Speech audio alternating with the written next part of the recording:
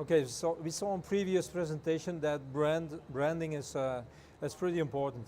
So now in this session, I want to talk about brand management. It's not about email marketing, nor about CMS systems driving websites. Now it's about brand management, how show a solution, how brand owners, agencies and designers can be more efficient, how a brand production from a production point can be accelerated using specific software. So these are the topics which are important for brand management. It's about being more efficient. How can we easier, quicker create marketing material? As we can do this by co-creating, by collaborating, and by automating things. Okay, first, who am I? I'm from company 2Imagine. We are a Belgian software company. We are an Adobe solution developer on developing solution about InDesign server. So we built an online editor for Adobe InDesign and Illustrator files, and we offer this as a complete brand management SaaS solution. I'm here on the invitation of Lab 9, who is our certified partner in Belgium. Okay, so first, why brand management? What is brand management? So as I said, there are three things important: is co-creation, collaborate, making it for all the stakeholders easier and quicker to produce marketing material. Secondly, to automate things, that catalogs and marketing material is getting produced quicker. And third, it's about control, making sure that everything that you create is in line with the branding. So, and why do we do this? Is to increase the productivity and to be more efficient, so that we reduce the time to market and that we grow revenue faster. Okay, if you take a look at a traditional production process, so you have lots of stakeholders who are involved in this. You have a designer, yeah, but not only the designer is from A to Z, the one who's created this material. He needs input, feedback from copywriters, translators, local marketeers, retailers, asking them for personalized material. So a first step could be to organize your stuff in Creative Cloud or to use a DAM system, but ultimately, if you want to create something, it always goes back to this designer, to this InDesign person, because he's the only one who knows InDesign, or is the only one who can work with InDesign. So if you look at a traditional process, you see the designer being at the center of the production. And all the others, they will work with him, they will give him input by either annotating information on PDF files, sending Word files, sending emails, calling, but it always has to come back to this graphic designer. So what we do is in brand management, we turn this around. We make this InDesign file available, accessible through a browser. Not only, as you saw in Creative Cloud, viewable, but also editable. So that means that this InDesign file is accessible from everywhere and can be edited by whoever it has been assigned to. And they can work from within their browser. They don't need InDesign. They don't need to have the training to work with InDesign. Obviously, this will give you a lot of benefits. You will increase your productivity. You will reduce your review cycles. You reduce the cost for modifications.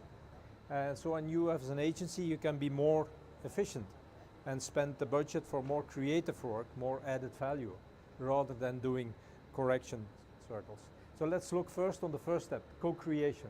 So basically what we do is we allow users to work on InDesign files wherever they are, because it's shared, it's available in the cloud, with or without InDesign, and as easy as it can get. So you don't need to have a training, you can work with it as you would work with any application such as Word.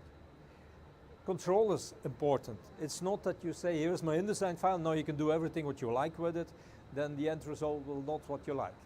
It's about control. So the administrator, the graphic designer, he can decide what is editable, what is not.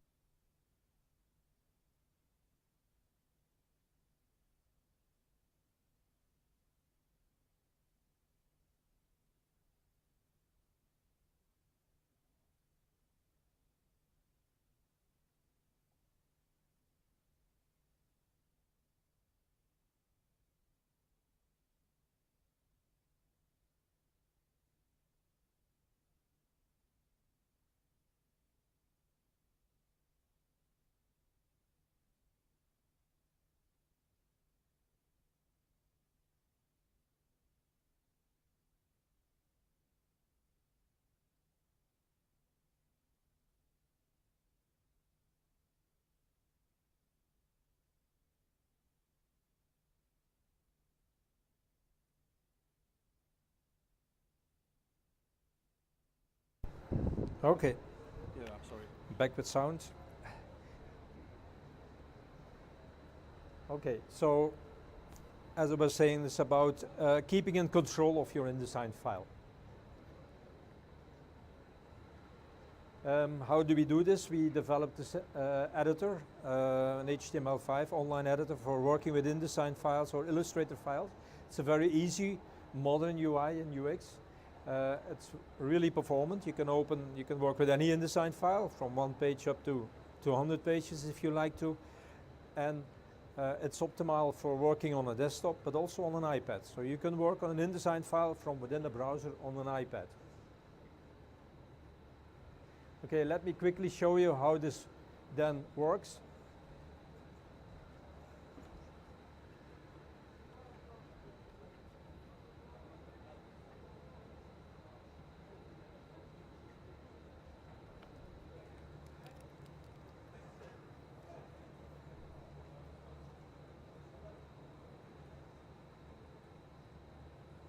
Okay, it's a recording because I didn't trust the internet speed.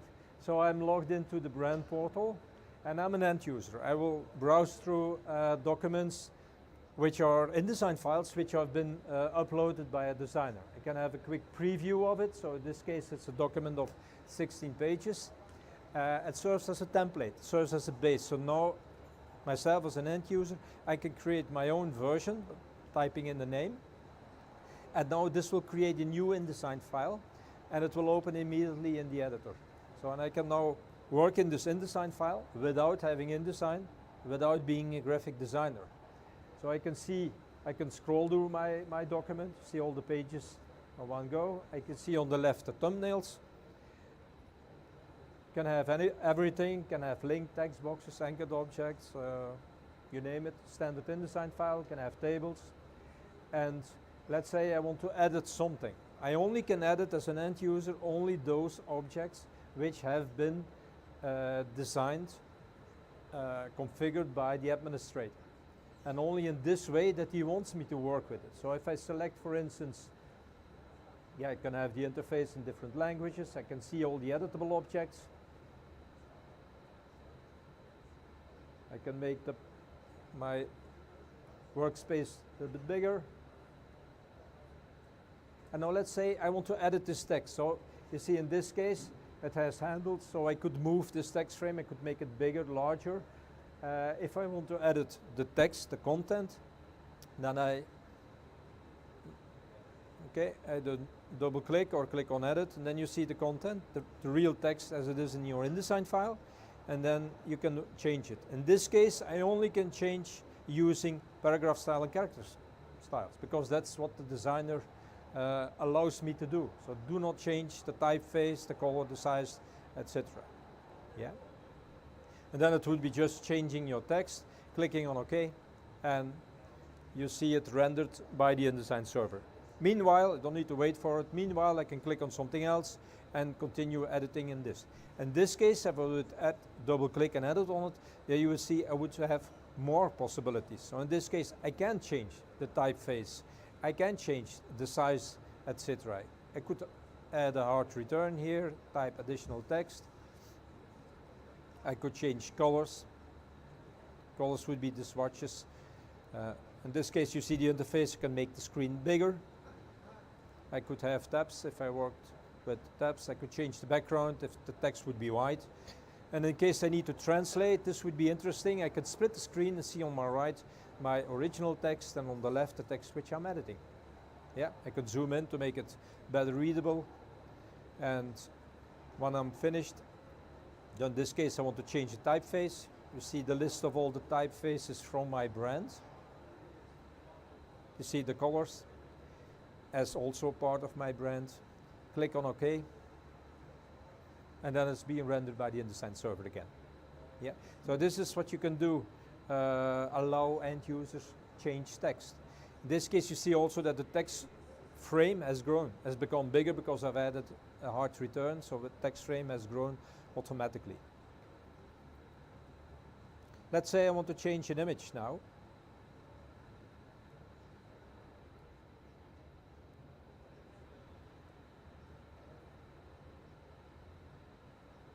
click on the image, then I would select the frame. In this case, the frame does not have handles. I cannot change it. If I would double click on it, then I can change the image inside the image frame. Yeah, I could scale it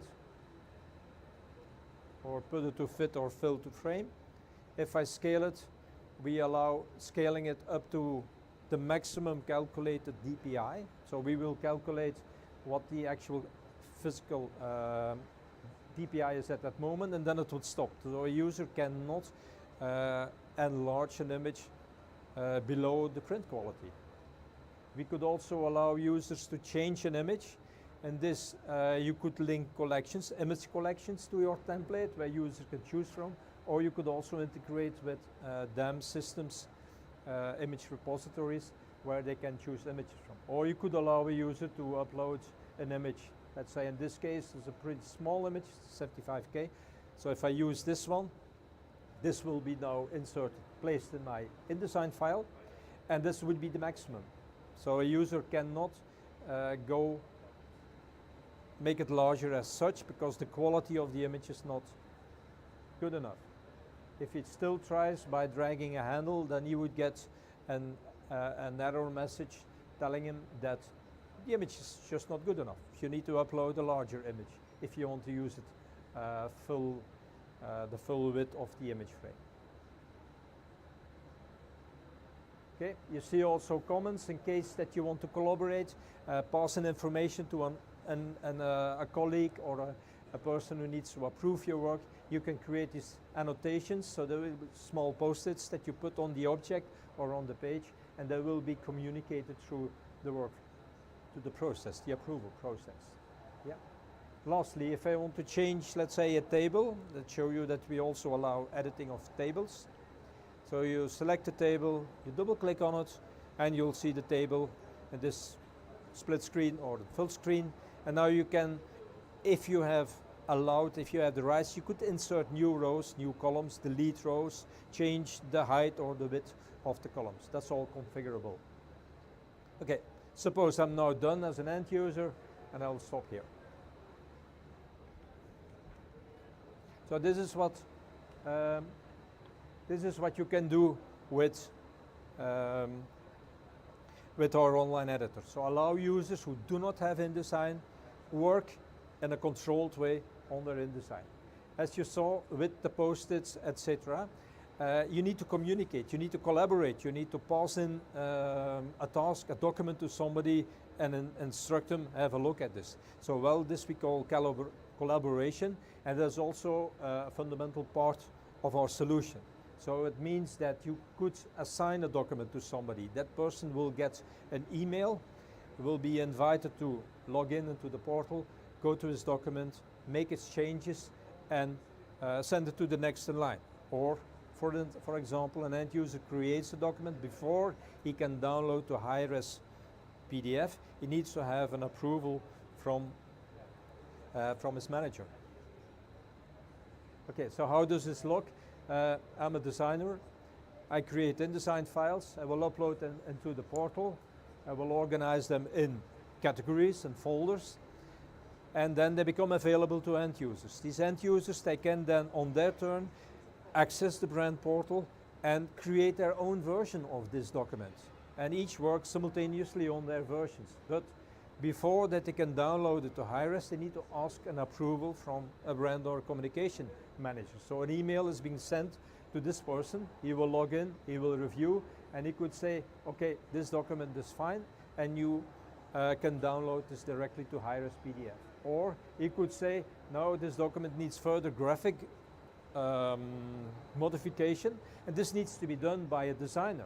So I send the task to a designer. He can download what this user has created in the cloud, download it to his InDesign on his desktop, make his modification in InDesign, and simply replaces the InDesign file on the cloud. Okay, I'll skip the workflow, the recording for this.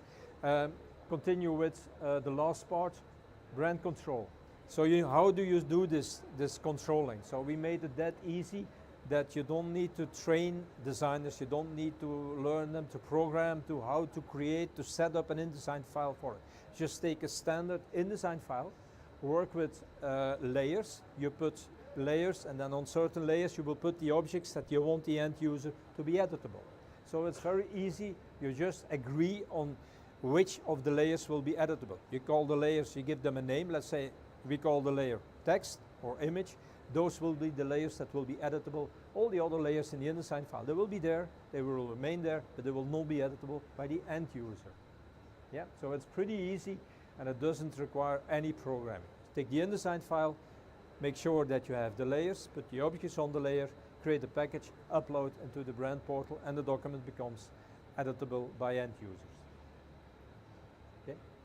Okay, have a short demo of it, but I'll skip this one.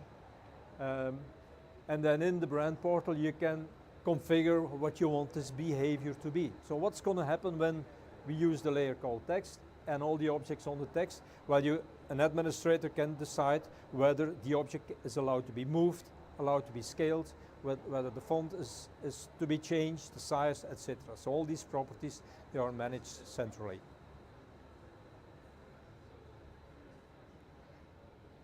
Okay, last, talking now about automation, integration. How can you take it a step further? You can be more efficient if you integrate with the DAM system. So then, as you saw in the recording, end users can drag and drop images directly from the DAM inside their document. That also is a better control. They only can use the images that you provide them in the DAM system to be used in the document, so that you're guaranteed of a good quality of your document. Last,